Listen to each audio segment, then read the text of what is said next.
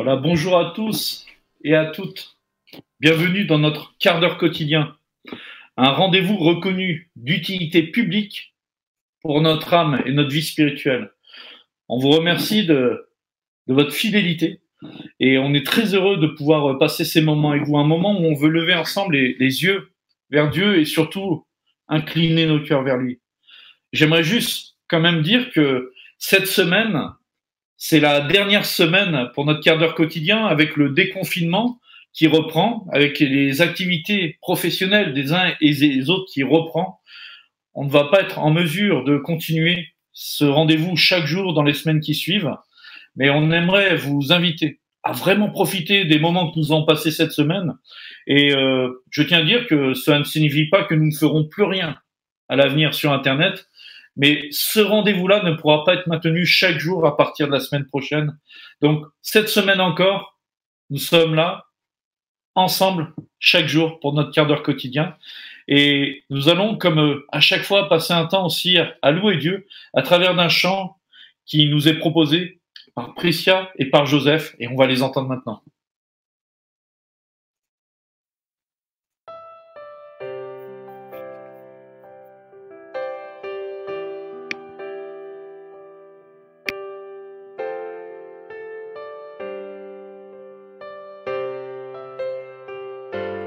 Dieu de gloire, je t'adore. Ton nom s'élève en majesté. De mes lèvres, je célèbre ta victoire, ton règne, ton autorité. Digne es-tu, agneau de Dieu. Digne es-tu, agneau de Dieu.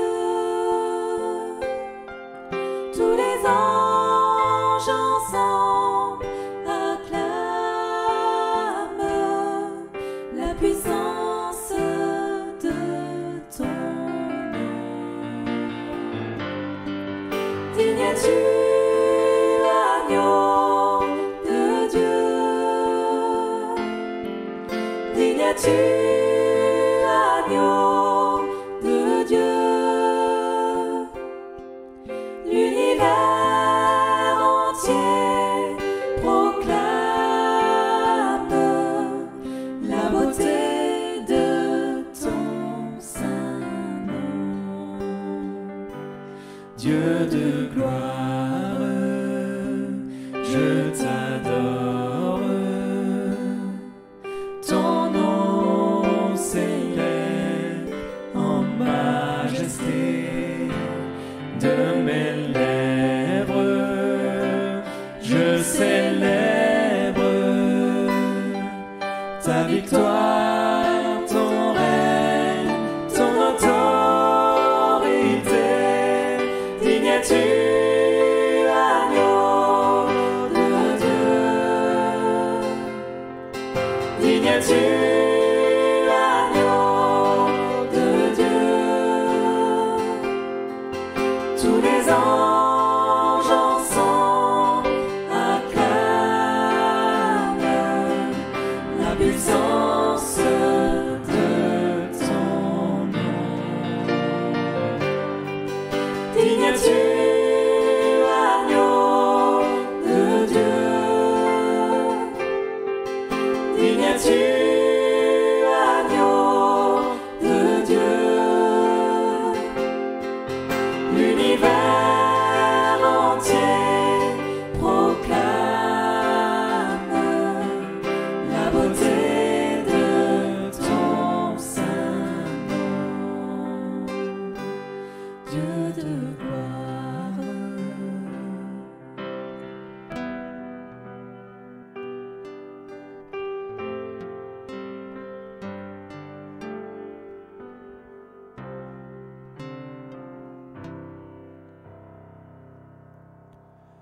Et pour cette nouvelle journée, nous souhaitons ouvrir à nouveau la parole de Dieu et lire ensemble et dire ensemble ce texte du jour, tiré de l'Évangile de Jean, chapitre 4, les versets 46 à 50.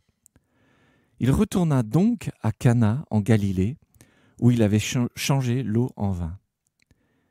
Il y avait à Capernaum un officier royal dont le fils était malade.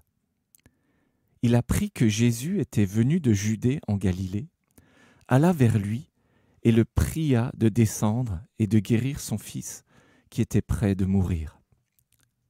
Jésus lui dit : « Si vous ne voyez des miracles et des prodiges, vous ne croirez donc point ? » L'officier royal lui dit : « Seigneur, descends avant que mon petit enfant ne meure. » « Va, lui dit Jésus, ton fils vit. » Cet homme crut à la parole que Jésus lui avait dite, et il s'en alla. Merci Denis pour ce texte très fort. Et cette semaine, nous sommes dans un sujet, et je trouve bien de clôturer un peu justement ces temps avec le déconfinement en axant nos regards sur la confiance envers Dieu.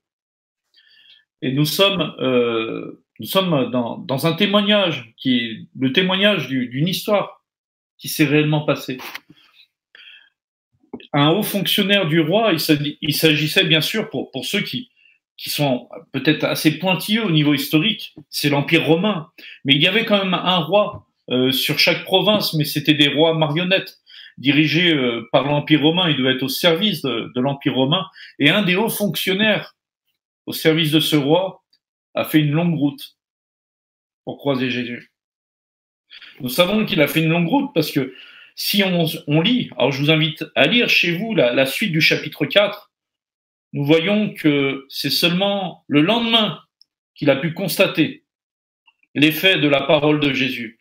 Une journée de marche, ou peut-être à cheval ou avec une mule.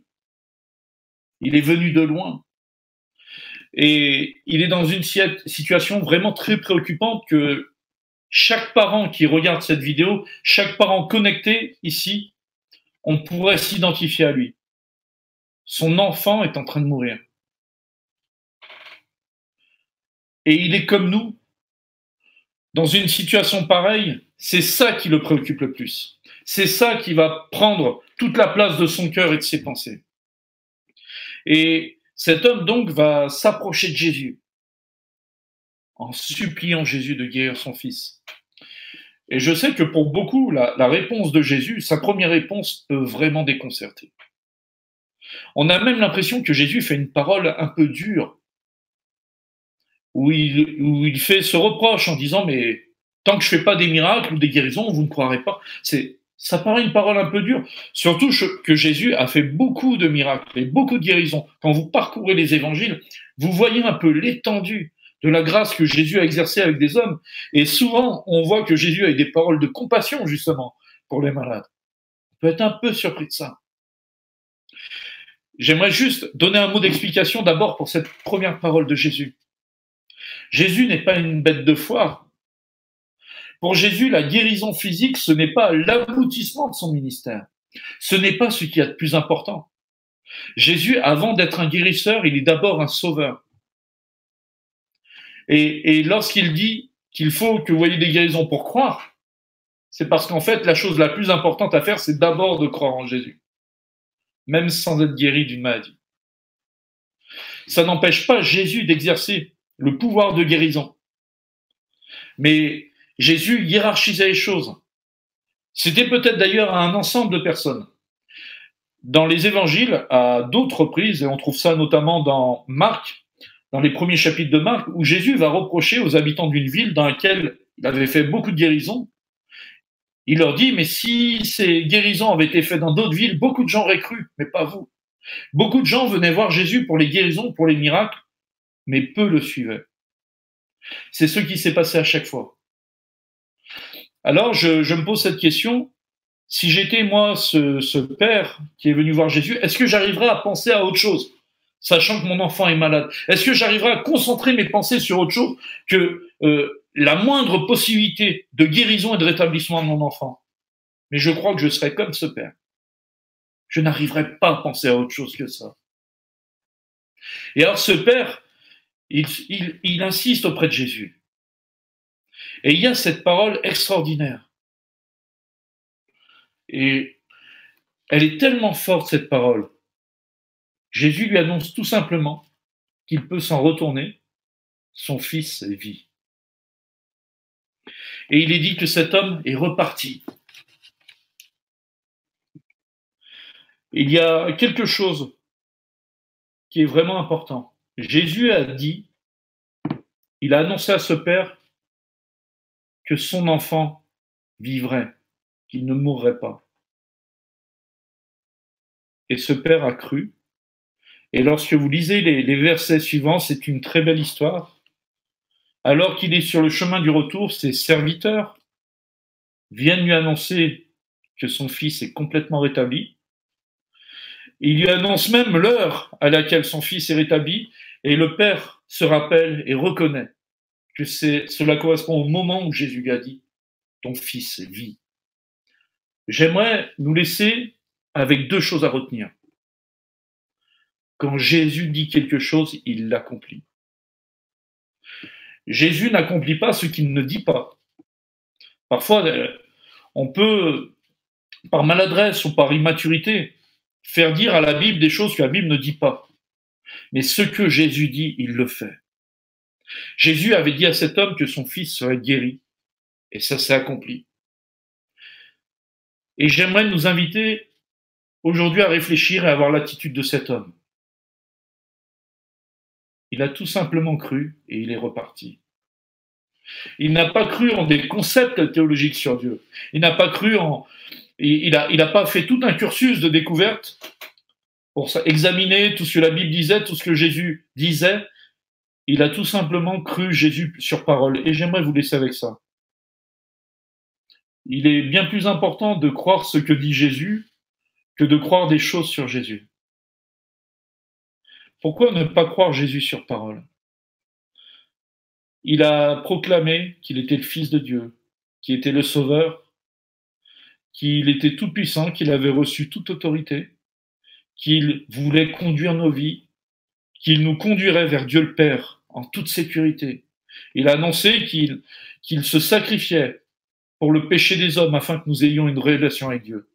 Pourquoi ne pas faire comme ce Père et aujourd'hui dire « Je veux faire confiance à Jésus le Sauveur » parce qu'il accomplit toujours ce qu'il dit. Pour quelques-uns d'entre nous, peut-être vous avez eu l'expérience de gens de votre entourage, d'amis ou personnes de la famille qui n'ont pas été fiables parfois et vous en avez beaucoup souffert. Mais sachez-le, Jésus accomplit ce qu'il dit. Et tout ce qu'il dit dans sa parole, il l'accomplit pour vous. Je voulais vous laisser avec ça et nous allons écouter maintenant une prière et je vous invite à prier depuis chez vous, une prière donc préparée par Thierry.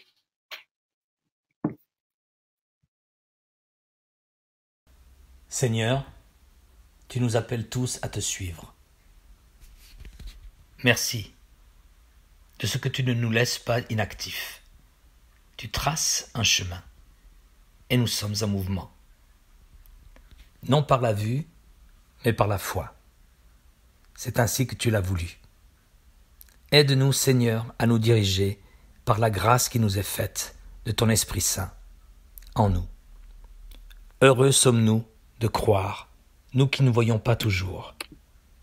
En toi, que ce soit sur tes paroles que nos œuvres se fondent, puisque ces œuvres sont les tiennes et que tu es la parole de vie. Amen. J'espère que vous avez pu prier avec nous et j'aimerais vous encourager. On a tendance à se faire confiance à soi-même et pas beaucoup à Dieu parfois.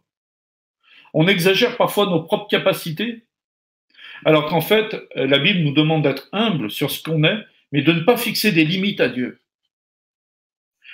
Pourquoi ne pas faire comme ce père aujourd'hui? Peut-être vous n'avez pas une situation qui est semblable, c'était une situation vraiment dramatique que cet homme, dans cette histoire, traversait avec son fils sur le bord de la mort.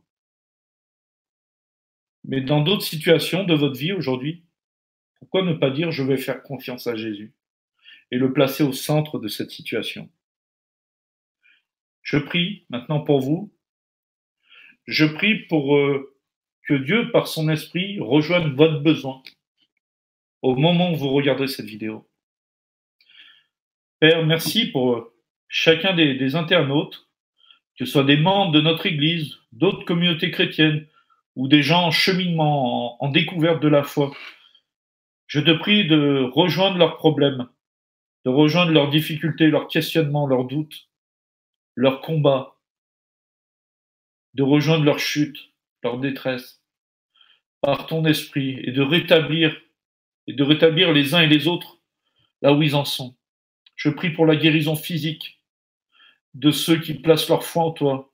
Je prie pour la consolation de ceux qui souffrent et qui ont besoin de ta consolation. Je prie pour le rétablissement des émotions, pour la guérison du passé, du rejet.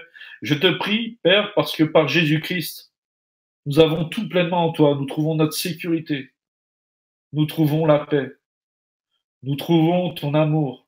Nous trouvons un sens à notre existence et aux épreuves que nous traversons. Et je veux bénir les gens qui ont regardé cette vidéo. Et je souhaite que ces personnes puissent marcher encore plus avec toi chaque jour. Au nom de Jésus-Christ, par le Saint-Esprit. Amen. Soyez bénis au nom de Jésus-Christ et nous vous donnons rendez-vous donc demain pour notre quart d'heure quotidien.